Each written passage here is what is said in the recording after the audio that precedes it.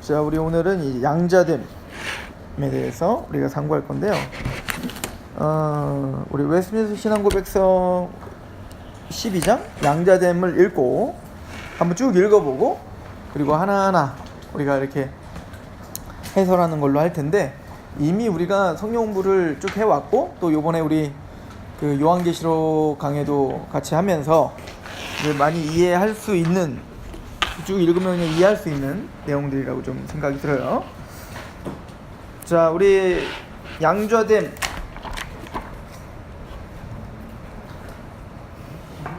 한번 읽어볼게요. 자, 한번 읽어볼게요.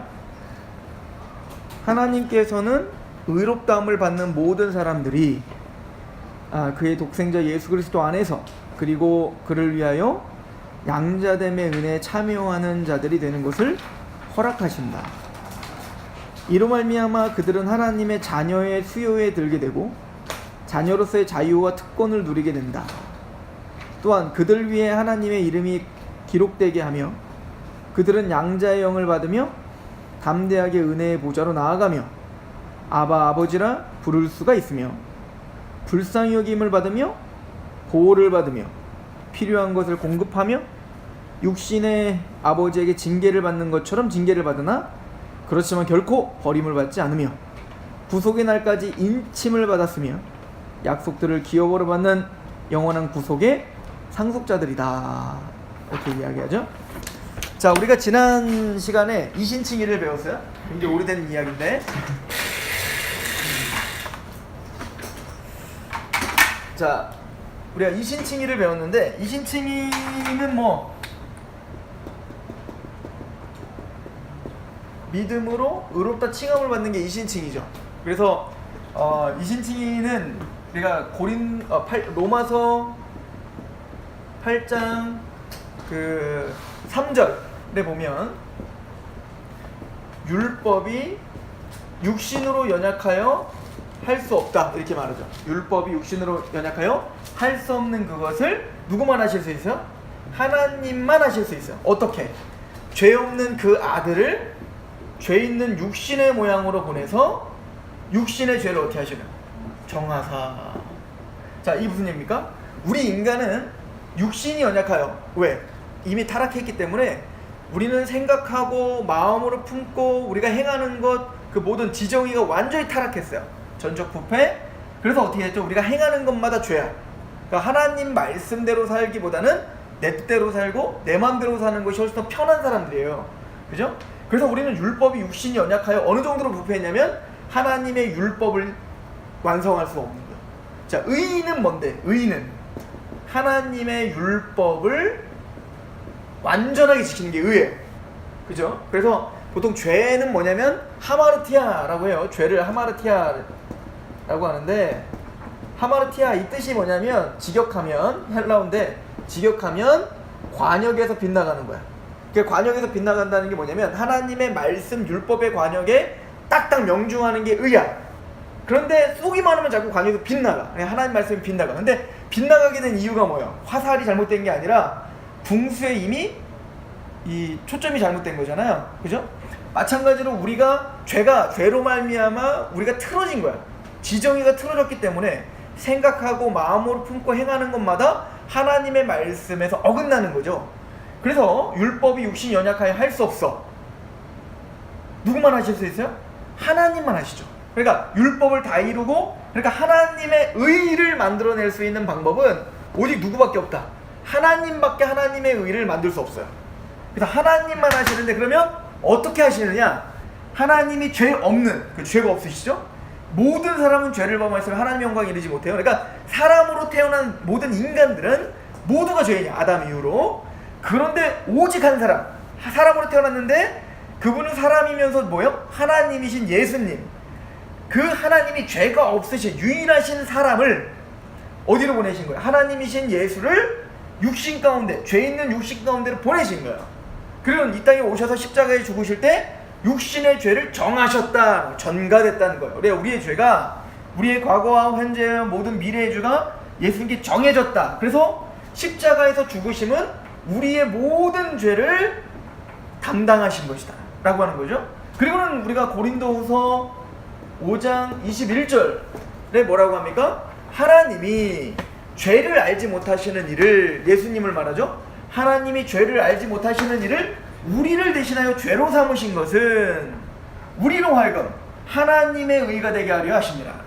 그러니까 십자가에서 예수님이 하나님의 의 율법을 다 이루시기 위하여 그 아들을 이 땅에 내려보내신 것은 단순히 소극적으로, 수동적으로 단순히 우리의 죄를 담당하시는 십자가의 죽으심으로 우리의 죄를 담당하시는 것뿐 아니라 능동적으로는 예수님께서 하나님의 율법을 다 이루신 거야.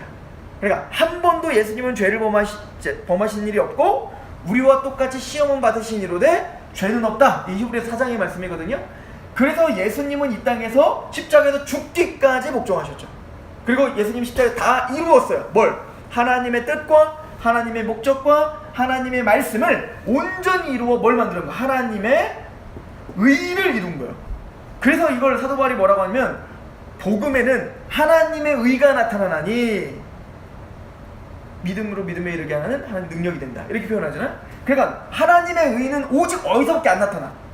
이 복음 외에는, 십자가 외에는 하나님의 의가 나타날 수 없다. 그죠? 그런데 예수님이 십자가에서 완성하신 하나님의 의는 우리의 죄는 예수님께로 전가되고, 이걸 뭐라고 하냐면, 이걸 신학자들은 수동적 순종. 지금 무슨 얘기죠? 예수님이 죽임 당하심으로 말미암아 우리의 죄를 담당하셨다라고 하는 거예요. 그러나 예수님이 십자가에서 죽기까지 복종하시면서 하나님의 의를 온전히 이루신 걸 우리 뭐라고 하는 능동적 순종. 즉 예수님의 능동적인 순종으로 하나님의 의를 완전히 이루셨어요. 그래서 우리의 죄는 예수님에게로, 예수님이 십자가에서 완성하신 하나님의 의는 누구에게로? 우리에게로 전가시켜 주셨다라고 하죠. 그래서 이거를 루터가 뭐라고 했다고요? 위대한 교환이 일어났다, 이렇게 표현하는 거예요. 그래서 로마서 4장에 뭐라고 말하면, 우리를 뭐라고 하냐면 일한 것도 없고 경건하지도 않은 우리를 의롭다 하시는 하나님을 믿을 때 그 믿음을, 이걸 믿는 거예요. 우린 경건하지 않죠? 일한 게 없죠. 우린 경건하지 않아, 죄인이야. 근데 우리의 그 죄를 누가 담당하시고? 예수님에게 담당하시잖아요. 이게 수동이잖아요. 그런데 일한 것도 없이, 경건하지도 않고 일한 것도 없어. 일한 것이 뭐야? 우리가 뭔가 하나님의 율법을 지켜내야 되잖아. 근데 우리 일한 것도 없죠. 그거 누가 일하셔서? 예수님이 일하셔서 예수님이 완성하신 하나님의 의인 거죠. 굉장히 체계적으로 잘 설명되어 있죠, 성경들이. 그래서 우리는 경건하지도 않고 죄인이니까, 근데 그 경건하지 않은 죄를 예수님께로 전가시켰고, 일한 것도 없지. 하나님의 의를 만들 수 없잖아. 그거는 누가? 예수님 십자가에서 완성하셨고. 그런데 경건하지도 않고 일한 것도 없는 우리를 이 예수 그리스도의 십자가의 은혜로 의롭다 하셨다는 거예요. 이걸 믿으면 의롭다 하셨다는 거예요. 그래서 이 의롭다 하신, 이 약속을 하신 하나님을 믿으면 그 믿음을 뭘로 보겠다? 의로 여기겠다. 그러니까 우리의 의는 뭔가 해서 만들어지는 게 아니라 이 예수 그리스도의 십자가의 순종하심으로 우리의 죄가 담당되고, 또 예수님이 완성하신 하나님의 의가 내 것이 됐다라고 믿는 거야. 그리고 이걸 하나님, 신실하신 하나님이 이렇게 약속했다는 걸 믿는 자는 그 믿음이 의야. 이거 외에는 우리가 의롭다움을 받을 수 있는 방법이 없어요. 그래서 이걸 뭐라고요? 믿음으로 말미암아 의롭다움을 칭함받는다. 그래서 이신칭이라고 하는 거죠. 그런데 오늘 말씀으로 우리가 넘어가 보면, 이렇게 이신칭의를 받은 하나님의 백성들은 즉각적으로 뭐가 되는 거냐면 양자가 되는 거예요. 그러니까 하나님의 양자, 자녀가 된다, 이 얘기인 거예요. 그러니까 아무나 하나님의 자녀가 아니에요. 아무나 붙들고 당신은 하나님이 당신의 아버지가 되십니다, 이러면 안 되는 거야. 이신칭의를 경험한 구원받은 하나님의 백성들, 그 즉각적으로 그때 우리는 뭐가 되는 거야? 자녀가 되는 거예요. 그죠? 그래서 오늘 웨스트민스터는 이렇게 이야기하는 거예요. 하나님께서는 의롭다함을 받은 모든 사람이 그의 독생자 예수 그리스도 안에서, 어디 안에서? 그리스도 안에서야. 그러니까 예수님을 통하지 않고는 아무도 하나님의 자녀가 될 수 있다, 없다? 없다. 그러니까 예수님이 바리새인과 서기관들 보고 막 그러잖아. 니네 아비가 누구라고 생각하냐? 너희 아비는 아브라함도 아니다. 너희 아비는 뭐다? 마귀다. 이렇게 말을 해요. 마귀에게 속한 자는 내 말을 듣지 못한다 이 얘기 말이에요. 그러나 내 말을 듣는 자는 뭐야? 하나님께 속했으니 이렇게 표현하는 거예요. 그러니까 우리가 사단에게 속해 있지 않고 하나님께 속해 있는 사람들의 특징이 있어요. 그 특징이 뭐냐면 하나님의 말씀을 듣는다는 거예요. 그 말씀이 들리는 거예요. 이 복음의 말씀이 들려 내 것이 되는 거예요.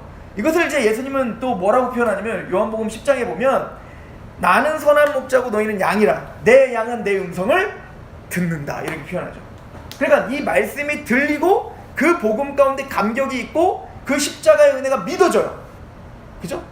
그런 사람들이 의롭다함을 받은 모든 사람이 그의 독생자 예수 그리스도 안에서, 이게 다 누구 안에서 이루어지는 거예요? 그리스도 안에서. 에베소서 1장 13절 말씀, 목사님 많이 찾았던 말씀이죠? 여기 뭐라고 합니까? 너희나 그 안에서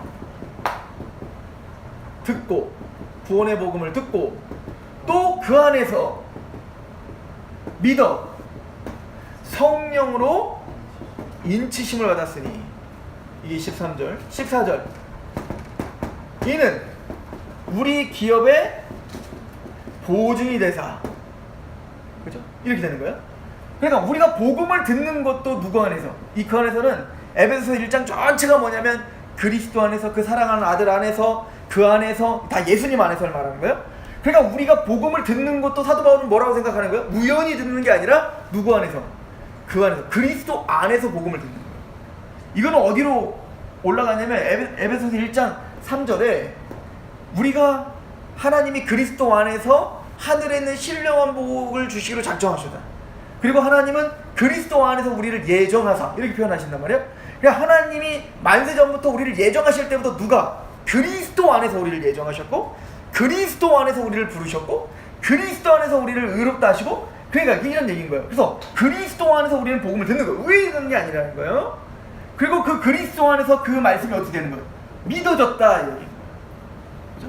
그래서 그리스도 안에서 성령으로 인치심을 받아 그 기업의 보증이 되셨다. 그래서 이 웨스트민스터도 이걸 굉장히 강조하고 있는 거죠. 그죠? 그래서 우리가 자녀가 된 것은 오직 누구로 말미암지 않고는 자녀가 될 수 없어요. 그리스도가 아니라면 자녀, 이건 굉장히 중요한 얘기인 거예요. 그 유대인들은 그래서 자녀가 될 수 없는 거예요.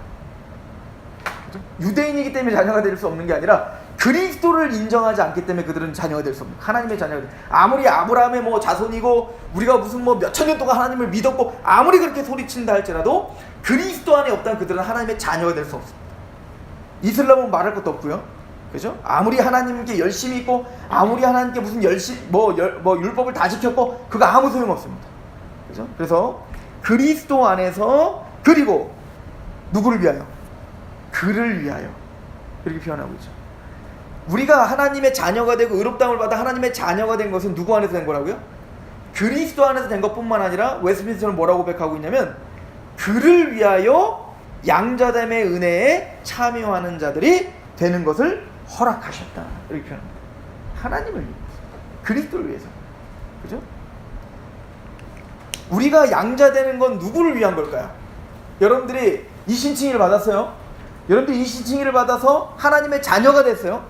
1차적으로 누구를 위한 거예요? 온전히 하나님을 위한 겁니다. 그래서 에베소서 이 말씀 우리 죽어라고 찾아봤는데 한번 또 찾아볼까? 나는 이게 제일 은혜가 돼요.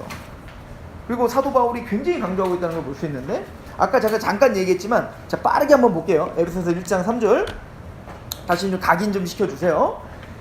1장 3절에 찬송하리로다 하나님 곧 우리 주 예수 그리스도의 아버지께서 누구 안에서? 그리스도 안에서 하늘에 속한 모든 신령한 복 우리에게 주시기로 작정하셨어요. 그래서 그 신령한 복을 우리에게 주시기를 위해서 첫 번째 하나님이 하시는 일이 있는데 뭐냐면 4절 곧 창세전에 누구 안에서? 그리스도 안에서 우리를 택하시는 일을 하시는 거예요. 예정하신 거예요. 그리스도 안에서 말이죠. 이 땅이 있기도 전에, 창조하기도 전에. 그리고 5절 그 기쁘신 뜻대로 우리를 예정하사 누구 안에서? 예수 그리스도로 말미암아 자기의 아들들이 되게 하셨어요. 그래서 우리가 하나님의 자녀가 된 거, 하나님의 양자가 된 거, 이신칭의를 받아 의롭다게 된 거, 다 그 택하심과 그리스도 안에서 이루어진 거. 우리가 한 게 하나도 없다, 그 얘기를 하고 있는 거죠. 자, 그러면 왜 하나님은 이렇게 우리를 신령한 복을 주시기로 하셨고, 왜 우리를 선택하셨고, 왜 그리스도 안에서 우리를 자녀 삼아 주셨죠? 6절 시작. 이는 그가 사랑하시는 자 안에서 우리에게 거저 주시는 바 그의 은혜의 영광을 찬송. 하나님의 영광과 찬송을 부르게 하기 위해서. 하나님을 위해서죠. 자, 7절 보세요. 우리는 누구 안에서? 그리스도 안에서 그의 은혜의 풍성함을 따라 그의 피로 말미암아 속량고 죄사함을 받았으니 누구 안에서? 예수님 안에서 우리는 그래서 성자 예수님은 우리를 위해서 십자가에 죽으셔서 우리를 속량하시고 대속제물이 되어 주셨어요. 또한 이는 그가 모든 예수님이 모든 지혜와 총명을 우리에게 넘치게 해서 우리가 그 십자가를 깨달아지고 하나님의 그 사랑을 깨달아진 것도 뭐예요? 그리스도께서 우리에게 지혜와 총명을 넘치게 하십니다. 우리가 원래 무지해서 하나님 알 수가 없었다니까. 근데 우리가 어떻게 이걸 깨닫게 됐죠? 지혜와 총명의 정신을 우리에게 주신 거예요. 그죠? 이것도 그리스도께서 하신 거예요. 그리고는 말을 하기를 9절 그 뜻의 비밀을 우리에게 알리신 것이요 그의 기뻐하심을 따라 그리스도 안에서 때가 찬 경륜을 위하여. 그러니까 이 모든 역사가 누구 안에서 이루어지는 거야? 그리스도 안에서 이루어지고 있는 거예요. 사도 바울은 그리스도를 떠나서 한마디도 할 수 없다는 거예요. 10절 하늘에 있는 것이나 땅에 있는 것이 다 누구 안에서? 그리스도 안에 통일돼. 하나님의 뜻은 하늘에서 다 이루어졌죠. 하나님이 생각만 하면 그냥 이루어지는 거야. 그거는 이루어질 수도 있고 안 이루어질 수도 있는 거 아니에요. 그래서 신실하신 거예요. 그 하나님의 뜻이 이 땅에 근데 이루어지지 않은 게 많죠. 근데 그걸 통일되게 하시기 위하여 누구 안에서? 그리스도 안에서 이게 다 통일되게 하는 거예요. 마침내 나중에 예수님의 재림을 통해 어떻게 돼요? 만물이 완성되죠. 하나님의 뜻이 완성되게 되죠. 누구 안에서? 그리스도 안에서. 11절 모든 일을 그의 뜻의 결정대로 일하시는 이의 계획을 따라 우리가 예정을 입어 그 안에서 기업이 되었으니 왜 그랬는가? 하나님이 그러면 왜 우리에게 예수님을 통하여 이렇게 우리를 구속하시고 하나님의 뜻을 이루게 하셨는가? 12절 시작. 이는 우리가 그리스도 안에서 전부터 바라던 그의 영광의 찬송이 되게. 우리가 하나님의 영광과 찬송이 되게 하기 위해서. 우리 존재 자체가 우리 존재 자체로 하나님의 영광과 찬송받게 하시기 위해서. 우리가 하나님을 영광을 돌리고 찬양을 부르는 것뿐만 아니라 그리스도를 통해서 우리 자체가 하나님의 영광이 되게 하시기 위해서. 우리 자체가 하나님의 찬송을 그냥 받게 하시기 위해서. 하나님을 위해서요. 그러면 성령 하나님은 왜 우리를 인쳐주시고 왜 기업의 보증이 되셨습니까? 13절 그 안에서 너희도, 이거 그리스도 안에서죠, 진리의 말씀 곧 너희의 구원의 복음을 듣고 또 그 안에서 그리스도 안에서 또한 믿어 약속의 성령을 인치를 받았어요. 왜 성령님은 그 하나님의 계획과 예수님의 십자가의 구속을 오늘 여러분들에게 적용시키시냐고요. 왜 우리를 교회로 만드시냐고요. 14절 시작. 이는 우리 기업의 보증이 되사 그 얻은 것을 속량하시고 그의 영광을 찬송하게 하려 하십니다. 이 모든 역사가 다 끝났을 때 하나님만 높이려고, 하나님께 모든 영광을 드리기 위해서 성부와 성자와 성령 하나님은 쉬지 않고 일하시는 거예요. 에스겔서 36장 가보세요. 에스겔서 36장. 그래서 이 모든 구속 역사를 이렇게 정리하죠. 에스겔서 36장. 새 언약을 이야기하는 거예요. 앞으로 너희를 구원을 받을 새 일을 행할 거예요. 새 성전을 세울 것이고 하나님의 궁극적인 하나님의 그 모든 목적을 반드시 이룰 거예요. 누가 이룰 거냐면 한 목자가 올 것이고 한 왕이 올 것이고 다윗이 올 거예요. 그분을 통하여 모든 일이 이루어질 거예요. 이 에스겔이 하는 얘기예요. 그런데 왜 그런 일들을 하시는가? 그죠? 36장. 저는 이 말씀 너무 좋아하는 거, 아끼는 말씀이에요. 자, 우리 36장 16절부터 제가 한번 읽어볼게요. 여호와의 말씀이 또 내게 임하여 이르시되 인자야, 이스라엘 족속이 그들의 고국 땅에 거주할 때 그들의 행위로 그 땅을 더럽혔나니 나 보기에 그 행위가 월경주에 있는 여인의 부정함과 같았느니라. 그들이 땅 위에 피를 쏟으며 그 우상들로 말미암아 자신들을 더럽혔으므로 내가 분노를 그들에게 쏟아 그들을 그 행위대로 심판하여 각국이 흩으며 여러 나라에 해쳤더니 그들이 이른바 그 여러 나라에서 내 거룩한 이름이 그들로 말미암아 더러워졌나니 그 사람들이 그들을 가리켜 이르기를 이들은 여호와의 백성이라도 여호와의 땅에서 떠난 자라 하였음이라. 그러나 이스라엘 족속들이 들어간 그 여러 나라에서 더럽힌 내 거룩한 이름을 내가 아꼈다. 하나님의 거룩한 이름은 영광받게 합당하신데 우리들로 인하여 하나님의 이름이 더러워졌다고, 더럽힘받고 조롱받고 있다고요. 하나님은 궁극적으로 우리를 구원시키는 첫 번째 목적은 여기 있는 겁니다. 하나님이 왜 우리를 구원시킬 수밖에 없었죠? 왜 하나님 자기 아들을 죽이면서 우리를 구원시키죠? 그 궁극적인 첫 번째 목적은 더럽혀진 그 하나님의 영광스러운 거룩한 이름을 다시 회복하기 위해서입니다. 그죠? 그래서 20절, 그러므로 너는 이스라엘 족속이 이르기를 주 여호와께서 이같이 말씀하시기를 이스라엘 족속아 내가 이렇게 행함은 너희를 위함이 아니오 너희가 들어간 그 여러 나라에서 더럽힌 나의 거룩한 이름을 위함이라. 여러 나라 가운데서 더럽혀진 이름 곧 너희가 그들 가운데서 더럽힌 나의 큰 이름을 내가 거룩하게 할지라. 내가 그들의 눈앞에서 너희로 말미암아 나의 거룩함을 나타내리니 내가 여호와인 줄을 여러 나라 사람들이 알리라.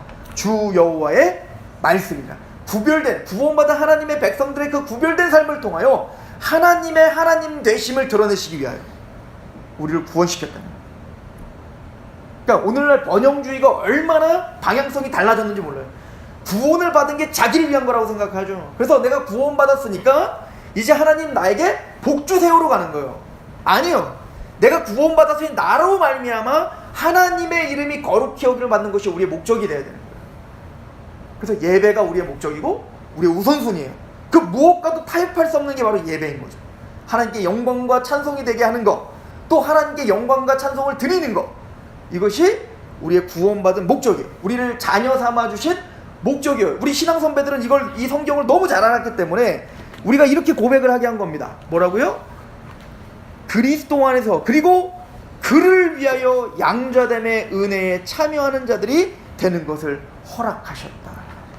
여러분들이 구원받은 것은 1차적으로 그리스도를 통하여 그리고 그를 위하여 우리가 양자되었다. 하나님을 위하여 우리가 양자되었다. 이것이 우리의 신앙 고백입니다. 이게 개혁주의가 고백하고 있는 아주 중요한 고백인 거죠. 오직 하나님의 영광, 하나님의 주권에 가 있는 거예요. 그리고 그러면 우리 이제 이런 생각이 좀 들죠? 하나님은 하나님을 위해서 그럼 우리는 존재하게 하는 거야? 억울한데? 그죠? 하나님은 이기적이죠. 그런데 하나님은 그래서 여기서 우리가 이제 생각하는 게 소유론자 1번이 그래서 이런 말을 하는 거예요. 당신의 제일 되는 목적이 뭡니까? 당신의 인생이 제일 되는 목적이 뭐예요? 라고 하면 진짜 양자된 사람 뭐라고 고백해야 돼요?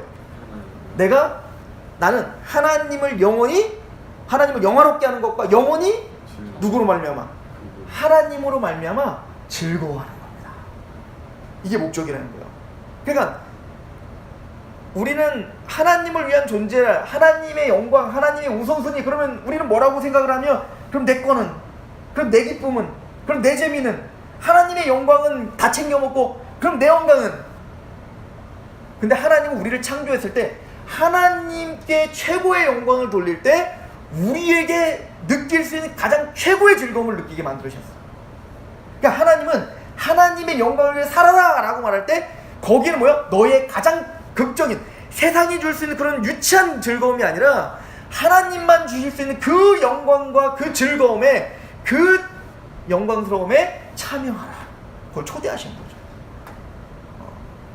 그러니까 그건 것 같아요. 우리 아이에게 우리 아내가 뭘 해줬냐면 어제 저녁에 이제 불고기를 이렇게 해줬어요. 오랜만에 고기를 사다가 불고기를 해줬어.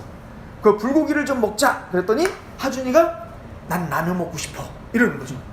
근데 우리는 그 라면, 그 유치한 몸에도 안 좋은 라면 말고 더 맛있고 더 질이 좋은 값진 음식을 먹여서 그 진짜 기쁨을 누리게 해주고 싶은 거예요.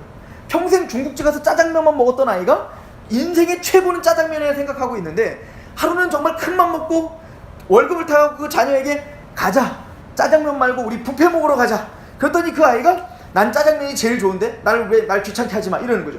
뷔페를 한 번도 먹어보지 못한 거야. 거기 하면 짜장면도 있는데. 그래서 그 아이를 방강제로 끌고 가서 뷔페집에 갔더니 거기서 눈이 띄인 거죠.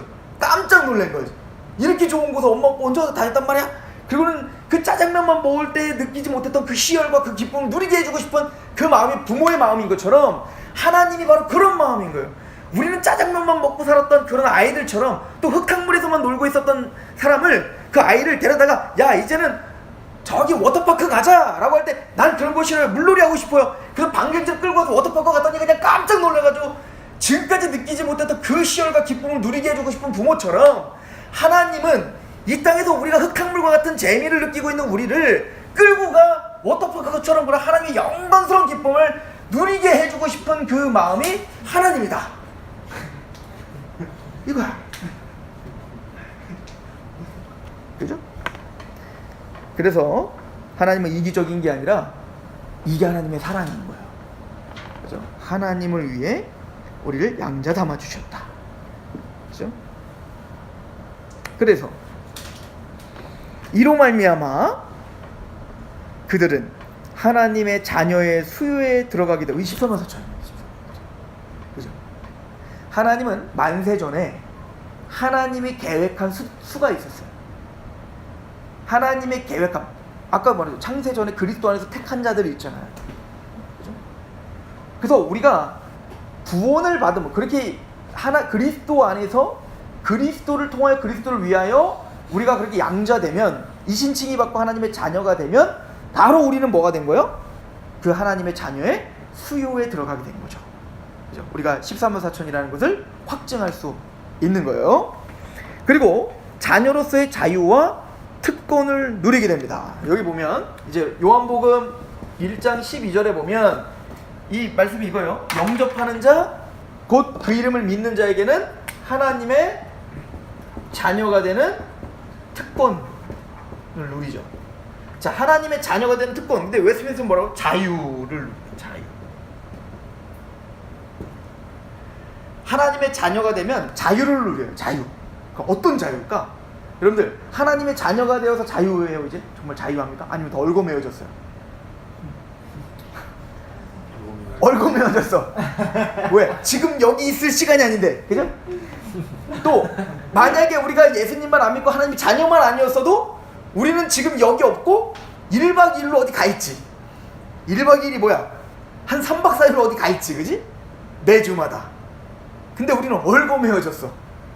그죠? 자유가 아닌데. 여기서 말하는 자유는 뭐냐면 이미 여러분들이 지금 얼거매어 여기 있다는 것 자체가 자유한 거예요. 뭐냐면 우리는 원래 죄와 사단의 속박 가운데 살았거든요. 그래서 하나님이 원래 우리를 창조하신 그 창조 목적을 희석시켰거든요.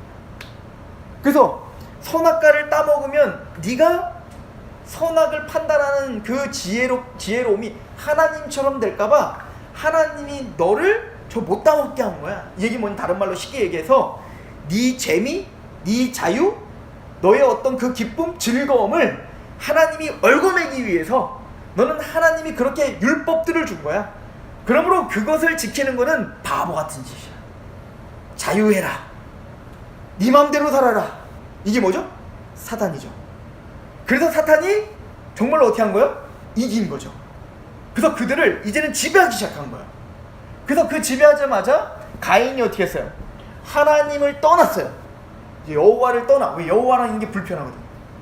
여호와를 있으면 자꾸 뭘 시켜. 여호와를 있으면 자꾸 나한테 따져. 네 아우 어딨냐? 내가 죽였는데 어떻게 할 거야? 네 아우 어딨냐? 그러니까 내가 뭐 아우 지키는 자입니까? 지키는 자다. 막 이러니까 얼마나 짜증나. 그러니까 여호와랑 같이 있는 것 자체가 싫은 거예요. 그래서 여호와를 떠나 놋 땅에 거주했어요. 자유라고 생각했어요. 이게 기쁨이라고 생각했어요. 그래서 가인은 자기의만의 성을 쌓고 에녹성이라 지었어요. 하나님께 돌려야 될 모든 영광을 자기 아들에게 막 돌려. 그러니까 사람에게 돌려. 그리고는 이 땅을 뭐라고 하냐면 하나님은 놋 땅이에요. 놋 땅. 놋은 이 놋 땅이라는 말 유리함, 유리함. 가인은 하나님을 떠나 이제 내 맘대로 살 수 있다라고 자유라고 생각했는데 하나님 그걸 뭐라고? 유리함이라고. 유리함. 이거는 예수님이 썼던 용어죠. 그 이스라엘 백성들을 보면서 세례원이 따로 우르르 몰려가고 예수다가 우르르 몰려가고 그때 많은 종교 지도자들이 있는데 예수님 뭐라고 하죠? 탄식하시며 울며 그들을 긍휼히 여기신 뭐라고 하죠? 그들이 목자 없는 양처럼 유리하는 거야. 갈피를 못 잡는 거야. 그들은 자유라고 생각하는데 하나님 보시기에는 그런 방황이고 유리함이고 그런 기진맥진하여 다 모두가 다 지옥불에 던져지는 그런 인생을 살아가고 있다는 거예요. 그게 뭐냐면 사단의 전략이었고 사단의 노예였고 그게 사단의 어떤 통치함을 받는 자들이었어요. 근데 우리가 이신칭을 받고 구원함을 받았다는 건 이제는 그 사단과 죄의 권세에서 우리가 끊어졌다는 거예요. 거기서 해방됐다는 거예요. 거기서 해방되고 이제는 뭐예요? 하나님이 우리를 창조하신 원래 창조 목적대로 우리에게 자유를 주셨습니다. 진리를 할 때는 진리가 너희를 어떻게 하리라? 자유케 하리라. 그 자유함이라는 건 뭐냐면 방종이 아니에요. 우리 인생은 반드시 두 가지에 얽어매어 삽니다. 죄의 종이든지 의의 종이든지 사탄의 종이든지 하나님의 종이든지. 나는 여기도 싫고 여기도 싫고 중간지대 이런 거 없어요. 그죠? 즉 우리는 죄와 사단의 권세에서 해방되어 하나님의 아들의 나라로 옮겼어요. 즉 흑암의 권세에서 우리를 건져내서 사랑의 아들의 나라로 옮기셨느니라. 그래서 하나님의 자녀가 되었어요. 그럼 이제는 하나님의 자녀가 됐다는 건 죄와 사단의 통치, 죄와 사단의 원리대로 살았던 우리가 거기서 자유케 되고 거기서 해방되어 누구의 통치 아래 들어갔다는 거예요? 아버지의 통치 안에 들어가고 하나님의 통치 아래 보호를 받는 자들이 됐다는 거예요. 이게 자유야. 그러니까 여러분들은 자유한 거예요. 기쁨으로 자유한 거죠. 게다가 처음에는 우리가 처음 어린아이가 됐을 때, 예를 들어서 우리 하율이 같은 아이를 이제 데리고 갈 때, 저는 하율이를 데리고 갈 때 뭐 그런 가방도 있어요. 가방에다 이렇게 끈에다가 이렇게 끈 묶고 개처럼 끌고 다니는 애기들 끌고 다니는 것도 있거든. 근데 그렇게 안 해요. 우리 하율이 이제는 좀 걸어가니까 하율이를 옆에 걸으라고 하고, 그리고 난 뒤에서 어떻게 해요? 바짝 쫓아가요. 그죠? 하율이한테 뭘 줬죠? 자유를 줬지만 하율이가 차도 넘어가면 어떻게 해요? 처음에는 가지마 하다가 아마 어떻게 해요? 딱 잡아채죠. 그럼 얘는 답답하죠. 나가고 싶은데 내가 자꾸 잡아채니까. 이게 우리에겐 불편한 것 같으나 우리가 커서 보면 어때요 그게? 그건 부모가 정말 큰 자유를 준 거고 보호를 준 거죠. 그걸 알게 될 거라는 거예요. 우리는 지금 당장 내가 어딜 가고 싶고 하고 싶고 뭐를 하고 싶은데 하나님의 말씀 얽어매여 있다고 생각하지만 하나님은 그 마음에 자유를 준 거예요. 그리고 자유함을 주되 하나님은 거기서 어떻게 해요? 이거를 이제 뭐라고 하냐면, 선한 목자는 그 시편에 보면은 하나님의 인자심과 선하심이 나를 종종 따르니 내가 하나님의 집에 영원히 거하겠습니다. 다윗이 고백하잖아요. 그때 지팡이로 아니하시니 이렇게 표현하죠. 지팡이로 아니한다는 거예요. 아니한다. 지팡이로다 막 이렇게 쓰다 보면 이렇게 지팡이 뭐하러 주는 거야? 한 대 후려치는 거죠. 빡! 그죠? 이게 아니야. 이게 선한 목자야. 그죠? 그래서 우리가 자유는 방종이 아니라는 걸 반드시 생각하셔야 돼요. 그리고 그것이 끝나면 이게 그래. 이제 피아노를 쳐본 사람 알겠지만, 난 피아노 못 쳐봤지만 피아노를 치면 어떻게 돼요? 피아노를 막 칠 때는 막 안 되잖아, 그죠? 안 되지? 막 안 돼. 안 돼, 막 스트레스 받아. 요즘에 하준이가 맨날 피아노 처음에는 재밌대. 그러다가 요즘에 조금 들어는 책 2권 정도 들어가 보니까 그때부터 이제 막 너무 어렵고 막 짜증이 나는 거야. 얘가 아파, 학원 가기 싫어 그래. 그러다 우리는 막 억지로 보내. 그러면 얘네들은 막 얽어매인다고 생각하지만, 억지로 하지만 그게 나중에 내 것이 됐을 때 자유가죠. 이제 피아노 갖고 놀죠. 피아노를 즐기죠. 수영도 마찬가지죠. 물을 처음에 들어갔을 때 어때요? 물이 나를 저항하죠. 그죠? 그런데 어느 순간 넘어가면 이제 물이 내가 되고 내가 물이 돼요. 그래서 물을 즐겨. 그죠? 그럼 똑같은 거예요.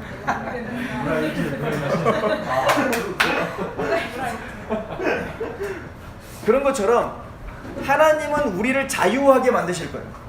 그래서 하나님의 그 말씀대로 살아가고 있는 것이 우리의 진짜 행복이고 기쁨으로 느껴질 때까지, 사실은 우리가 신앙이 어리고 아직 판단력이 없을 때는 하나님의 말씀 앞에 그렇게 훈련을 받는 기간이 있는 거야. 불편하죠. 그러나 그 과정이 얼마나 값진 건지 알아요. 저는 그거 하나는 분명한 것 같아. 저도 어렸을 때 두드려 맞아보면서 교회 갔거든. 그러니까 나는 한 번도 교회를 빠진다는 생각 해본 적이 없어. 근데 이게 성인이 됐을 때 나를 잡아줘요. 나는 한 번도 교회를 빠질 생각이 없거든. 왜 그러죠? 훈련된 거예요. 그래서 이게 모태신앙의 복이 여기 있는 거야. 나중에 여러분들이 정말 하나님의 백성들이 되고 자녀를 키우고 가정을 이룰 때 얼마나 많은 시험들이 있는지 몰라요. 그런데 지금 얽어매어 있는 것 같은 이 부자연스러운 이것이 나중에 나를 얼마나 자유케 하는지 몰라요. 그것이 이제 시험거리가 안 돼. 그죠? 그런데 그 기본적인 것도 시험거리 되고 기본적인 것도 싸움이 된다면 얼마나 힘들겠냐고요. 저는 그래서 몽학 선생과를 통과하는 그 과정이 반드시 필요하다고 생각을 해요. 아무튼 하나님은 우리를 그 자유함을 주셨다. 어떤 자유? 기쁨으로 하나님 말씀에 순종할 수 있는 자유. 이것을 우리에게 주신 거예요. 자, 그래서 자녀로서 자유와 특권. 근데 물론 여기서 자유와 특권에서 우리가 강조해야 되는 건 뭐냐면 죄와 사단의 권에서 우리는 해방됐기 때문에 더 이상 지옥의 공포가 우리를 엄습할 수 없다. 진짜 거기서 해방된 겁니다. 그죠? 내가 진실로 너에게는 내 말을 듣고 또 나 보낸 자를 믿는 자는 영생을 얻었고 심판에 이르지 아니하나니 사망의 생명으로 옮겼느니라. 이미 우리는 심판 끝. 정말 예수 그리스도 믿는 사람은 심판받지 않습니다. 심판은 우리 게 아니에요. 해방됐습니다. 그죠? 그래서 또한 그들 위에 하나님의 이름이 기록되게 하며 이거 13만 4천 이마에 뭐가 기록됐어요? 하나님과 어린 양의 이름. 더 이상 뭐 설명 안 해도 되지 뭐 우리. 그들은 양자형을 받았으며 이거 뭐 또 설명할 필요 없어. 우리 주일 예배 때 이거 지금 우리 설명하고 있는데, 그죠? 양자형을 받았으며 담대하게 은혜의 보호자로 나아가며. 그러니까 이렇게 하나님의 자유함을 얻은 하나님 백성들의 특권이 하나 있는데 뭐냐면 하나님의 보호자 앞에 담대히 나갈 수 있는 권세입니다. 기도할 수 있고 하나님 앞에 아빠 아버지라 부르짖을 수 있고 내 상황을 그대로 하나님께 가지고 하나님께 나아가 울부짖을 수 있는 권세. 이거는 우리 자녀들밖에 없는 거예요. 그러니까 이슬람 유대인들이 아무리 부르짖어도 그거는 아무 소용없는 거야. 오직 그리스도 안에서 하나님의 자녀된 자의 기도를 하나님 들으시는 거예요. 예수님 말하죠. 너희가 지금까지는 내가 너희 보고 구하라고 하지 않았는데 이제는 구하라. 내 이름으로 구하는 자 이제는 그 하나님이 응답하시겠다는 거예요. 그래서 가끔 그런 얘기해요. 우리 아동부 때도 그런 얘기 했는데 여러분들이 아무리 저보다 똑똑하고 아무리 저보다 더 잘생겼고 아무리 저보다 더 착해도 지금 가서 진천에 가서 자전거포에 가서 우리 아버지한테 자전거 한 대만 주세요. 그러면 돈 주시오. 이렇게 될 거야. 그지? 내가 전화해 주지 않는 한. 그지? 근데 나는 그냥 무조건 가서 아빠 나 저 자전거 좀 줘. 그럼 어떻게 될까? 그냥 주죠.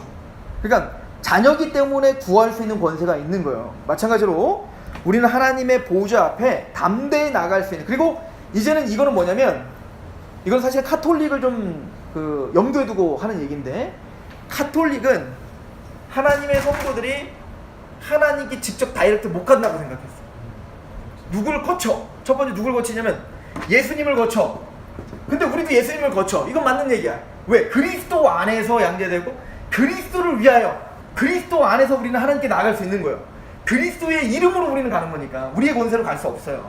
그러니까 야곱이 장자 축복을 받으러 나아갈 때 자신의 이름으로 받을 수 없는 것처럼 오직 그 자격이 되는 형 에서의 이름으로 받는 것처럼 우리도 오직 그리스도가 아니면 하나님의 복을 한 톨도 못 받아요. 그죠? 그런데 여기서 문제가 카톨릭은 그리스도와 우리 사이에 마리아가 껴요. 그래서 마리아가 중보해줘야 예수님께 이렇게 우리가 마리아께 우리가 잘 보여야 마리아가 예수님께 써먹어서 잘해줘가지고 아들이니까 아들아 좀 얘 좀 봐줘. 이래야 우리가 예수님께 갈 수 있다는 거야. 근데 그 중간 또 껴요. 누가? 성자들이 또 껴. 그죠? 성 바오로, 성 베네딕트 이런 성. 그래서 우리 세례명을 받은 그 우리 수호 성인이 되는 거거든요. 그 수호 성인을 통하여 우리가 간다. 그러니까 마틴 루터가 그 번개 맞아서 옆에 친구 죽을 때 주여라고 외친 게 아니라 성 안나요 이렇게 외쳤던 거잖아요. 그러니까 그 안나를 통하여 예수님이 또 하나님께 이런 누군가를 거쳐요. 근데 성경은 어떻게 하느냐? 이런 거칠 필요 없다. 예수 그리스도 안에서 우리는 보좌 앞에 우리가 직접 나갈 수 있다. 이게 성경이 가르쳐주는 바입니다. 우리는 왕 같은 제사장들이라. 그래서 우리가 어디까지 가는 거예요? 지성소까지 들어갈 수 있는 권세. 휘장이 이미 찢어졌거든요. 성소와 지성소를 가르는 휘장이 예수님의 십자가로 돼서 위로부터 하늘로 쫙 찢어진 것처럼 우리는 이제 하나님 앞에 직접 나아가 예배하고 찬양하고 기도하고 말씀을 들을 수 있는 권세가 있다. 이게 하나님의 자녀된 권세다라고 이야기를 하는 겁니다. 그래서 아빠 아버지라 부를 수가 있으며 불쌍히 여김을 받으면. 저 이거 굉장히 은혜가 되는데 이것도 뭐 성경을 다 찾아보진 않을게요. 여러분들 아직 자녀를 안 낳았잖아요. 자녀를 낳으면 이게 얼마나 은혜인지 몰라요. 하준이가 좀 불쌍하게 생기긴 했는데 부모는 그런 마음이 들어요. 사실은 부모는 하준이랑 하율이한테 내가 안 먹어도 누구한테 먹이려고 해요. 애들한테 먹이려고. 나 안 입어도 애들은 좋은 거 사주려고 하거든요. 내가 요즘에 책을 많이 못 사. 왜냐면 얘네들한테 가는 게 너무 많아서. 그럼에도 불구하고 그게 기쁨인 거예요. 그래서 나보다 항상 더 좋은 걸 먹고 나보다 항상 더 보호를 받고 있는데 걔네들을 쳐다보면 그냥 불쌍해. 진짜 불쌍해요. 그래서 가끔은 예전에 제가 우리 그 청소년 때 그 얘기를 했는데 우리 아이 불쌍하긴 했어. 그 저기 사진 얼굴이. 근데 그거를 보는데 너무 불쌍한 거야. 그냥 그 내 마음에 얘가 내가 없으면 어떻게 될까라고 하는 그 생각을 딱 하니까 막 눈물이 나더라고. 너무 안 돼서. 이게 부모의 마음인데 이런 하나님의 긍휼을 받을 특권이 누구에게 있다는 거야? 우리에게 있다. 이게 성경이 가르쳐주는 거야. 이걸 뭐라고까지 얘기하냐면 이 시편에 그럴 거야. 그러니까 어미는 잠깐 자식을 잃어버릴 수 있어요. 잠깐 자식을 생각을 안 할 수 있어요. 내 재미에 빠져갖고. 그러나 하나님은 그러지 않아요. 하나님은 한 번도 우리를 생각하지 않는 적이 없다. 하나님은 우리의 머리털 하나도 세심받으신다. 근데 이 권세는, 이 특권은 누구에게 있는 거예요? 그리스도 안에 구원받은 하나님의 백성들에게 있는 거지 아무나 있는 거 아니에요. 그래서 지금 웨스트민스터는 뭐라고 고백하는 겁니까? 그 특권, 불쌍히 여김을 받을 특권이 우리에게 있다. 저 이게 너무 은혜인 거죠. 하나님은 정말 여러분들 불쌍히 여기는 것입니다. 그렇죠? 또 그러니까 불쌍히 여기니까 뭘 받아요? 보호를 받으며. 그래서 이 보호를 받으면 마태복음 전 18장을 찾아보면 좋은데 그냥 말해줄게. 다 있으니까. 어린아이가 되지 않으면 너희는 결단코 천국에 갈 수 없다. 그럼 그 어린아이들은 누구냐? 자기를 어린아이처럼 자기를 낮추는 자가 천국에선 크다.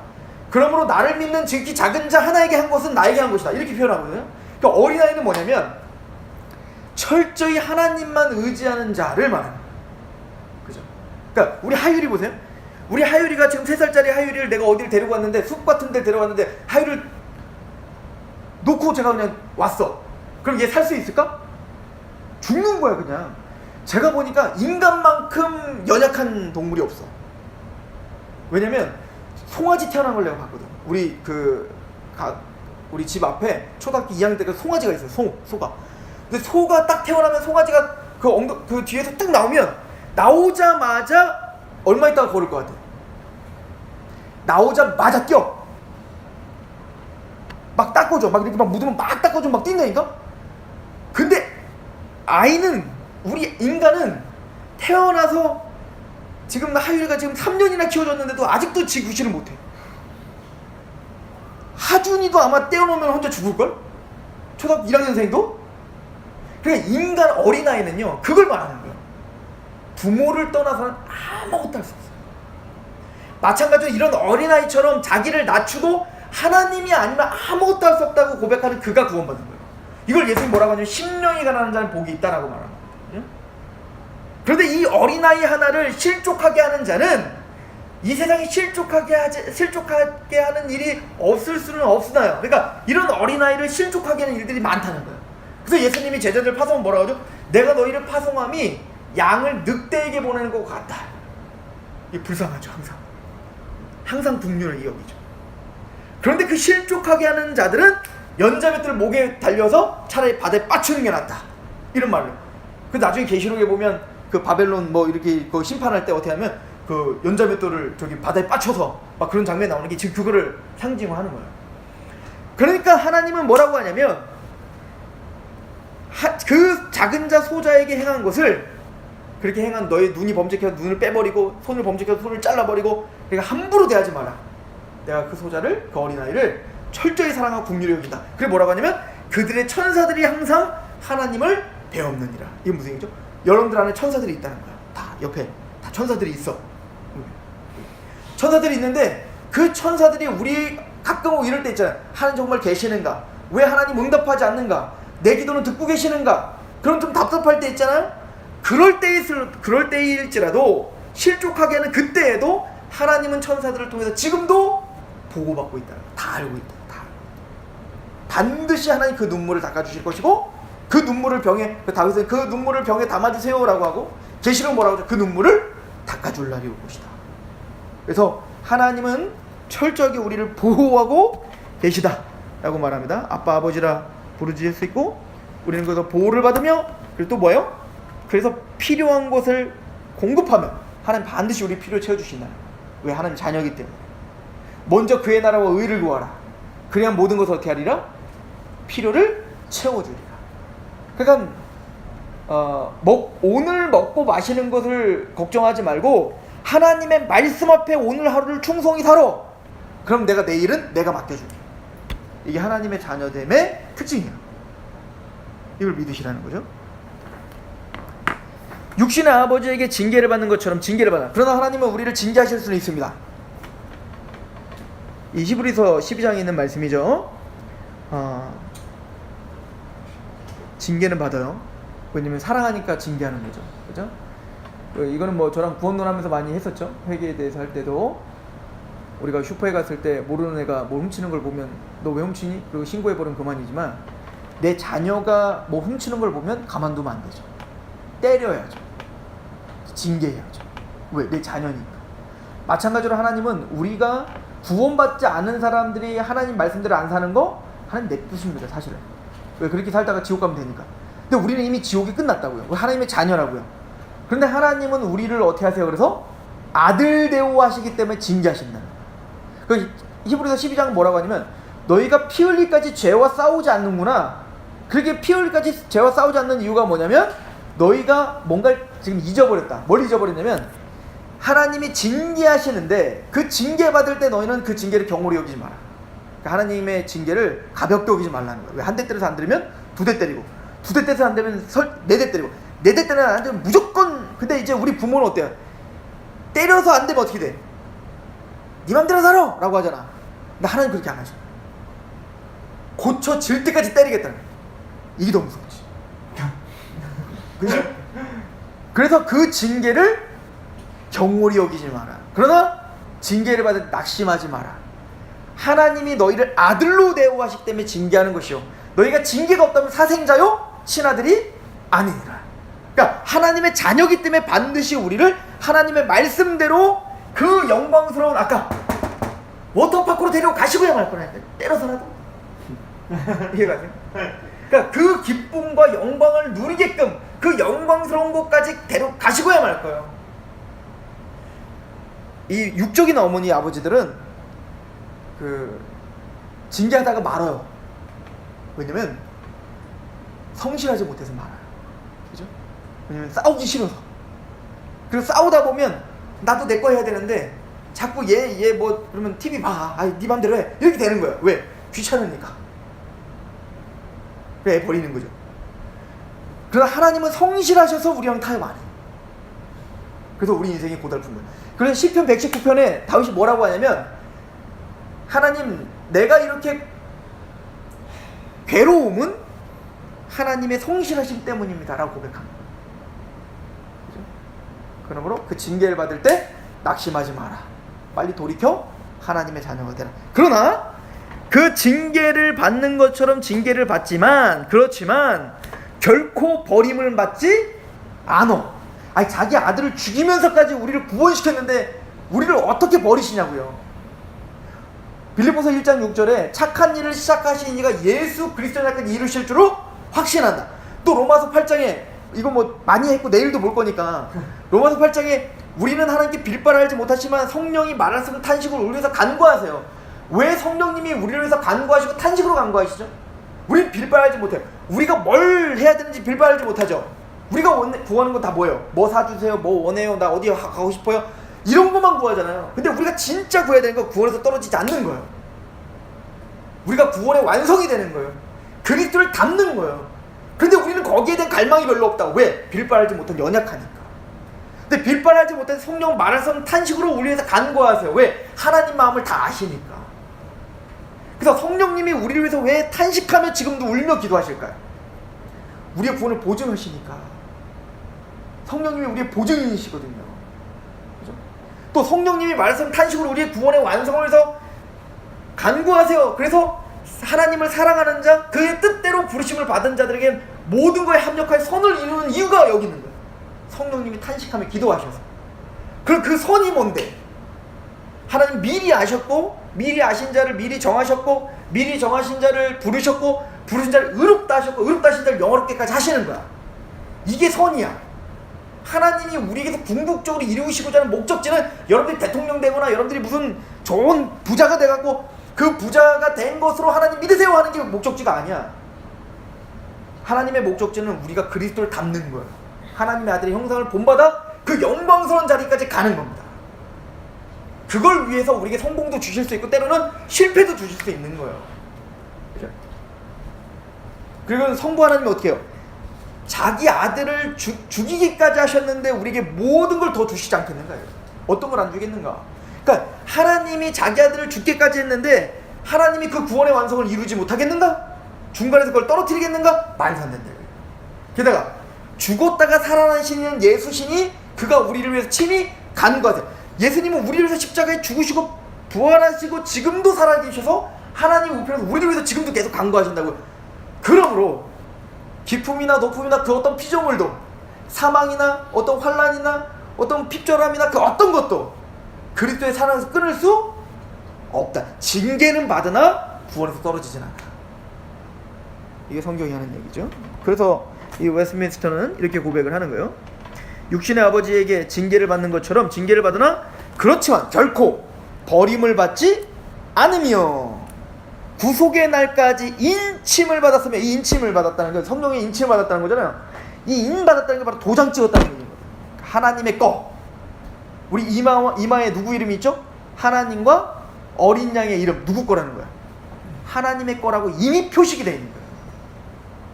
그죠? 이게 에스겔서에 보면 에스겔이 환상을 보는데 어떤 그 베옷을 입은 어떤 자가 먹그릇을 찼어. 그래 하나님이 말해. 너는 성소부터 시작하여 하나님의 말씀에서 떠나 가증한 것을 행하는 사람들을 보면 우는 자들. 이 사람들은 누굴까요? 구원받은 사람들이죠. 그래서 하나님의 말씀에서 떠난 이 세대를 바라보면서 그 가증한 걸 보면서 하나님께 애통하며 울고 있는 자들. 이게 구원받은 사람들이에요. 그 사람들에게 가서 이 말 표를 하라. 그리고 뭐라고 하냐면 그 표를 한 자를, 그 모든 그 심판이 올 때 그 표한 자들은 건드리지 마라. 그런 것처럼 구원받은 하나님의 양자들 하는 백성들에게 그 이마에 하나님과 어린 양의 이름이 있고, 그리고 뭐죠? 하나님이 인쳐주십니다. 누구 거라고? 하나님 거라고 인쳐주신 자는 건드리지 않는 겁니다. 근데 양자된 사람이 바로 그 인침을 받았다는 거예요. 유월절도 마찬가지죠. 어린 양의 피를 어디에? 문설주에 바르면 사망이 넘어가는 것처럼 우리 안에 예수 그리스도의 피가 우리에게 묻혀지는 거예요. 그 인친 자들은 넘어가는 겁니다. 그래서 구속의 날까지 인치심을 받았으며 약속들을 기업으로 받는 영원한 구원의 상속자들이 되었다. 그러므로 저는 여기까지 찾아봐야 되는데 하나 찾아보고 맙시다. 로마서 8장. 이건 이미 설교했었죠?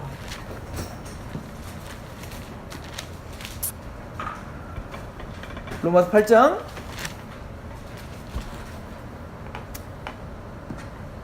자 16절 시작. 성령이 친히 우리의 영과 더불어 우리가 하나님의 자녀인 것을 증언하시나니 자녀이면 또한 상속자 곧 하나님의 상속자요 그리스도와 함께한 상속자니 우리가 그와 함께 영광을 받기 위하여 고난도 함께 받아야 할 것이니. 고난은 필수예요. 영광을 받을 상속자기에 그리스도와 함께 뭐를 같이 감당해야 될 상속자예요. 고난도 함께 받아야 되고 이건 필수적입니다. 그래서 우리는 자기 십자가를 지고 자기 희생 가운데 하나님을 위해 사는 거예요. 이제 내가 육체 가운데 사는 것은 나를 위한 삶이 아니요 나를 사랑하사 나를 위하여 자기 목숨을 내어주신 예수 그리스도를 위하여 사느니라. 주님과 함께 고난을 같이 당하는 거예요. 왜? 18절 생각 가운데 현재의 고난은 장차 우리에게 나타날 영광과 비교할 수 없다는 걸 아는 거예요. 워터파크가 재밌다는 걸 아는 거예요. 지금. 그죠? 그 기쁨을 알기에 우리가 그 고난을 달게 지겠습니다. 이게 양자들의 특징이다 하는 것이죠.